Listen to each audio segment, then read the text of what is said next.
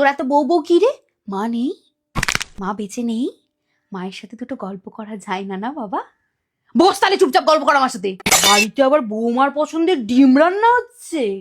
আমি মানুষটা না মরে যাইনি। আমার ছেলেকে বলো মাছ নিয়ে আসতে, ডিম খাবে।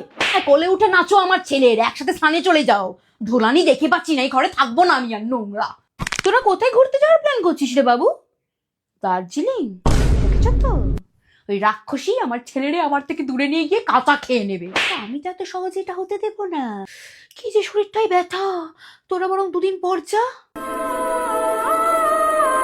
কুটকুটানি ওই শাকচুন্নির শরীরে আমার ছেলেকে দেখলে ওড়না ফেলে দিচ্ছে গা থেকে। আমি কি কিছু বুঝতে পারি না? অসভ্য। বাপের বাড়ি যাচ্ছ নাকি বৌমা? দেখেছ তো, সব কাজ আমার ঘাড়ে চাপিয়ে এখন মহারানী চললেন বাপের বাড়ি। আমি তো এত সহজে এটা হতে দেবো না। শরীরটা খুব খারাপ রে মনা, দাঁড়িয়ে দাঁড়িয়ে এতগুলো ভারী লোকের জন্য রান্না। হ্যাঁ, তুই কদিন পরেই না হয় যা। আমার বাবুটাকে খালি চুমু খেয়ে নিচ্ছে, জড়ি ধরে নিচ্ছে, এগুলো আবার কি নোংরামি? সবার জন্য আবার রান্না বান্না করছো, দেখছো তো? সবার জন্য রান্না বান্না করছে যাতে মাথা কিনে নাই সবার। শাকচুন্নির মাথায় বুদ্ধি কম নাকি? না, আমি তো সহজে এটা হতে দেবো না। অন্না রান্না দেবো, রান্নায় আজকে নুন মিশিয়ে। ও বাবা, তুমি আবার ঘুরতে যাচ্ছ কোথায়? এখন তো বাড়িতে আত্মীয়রা এসে পৌঁছবে।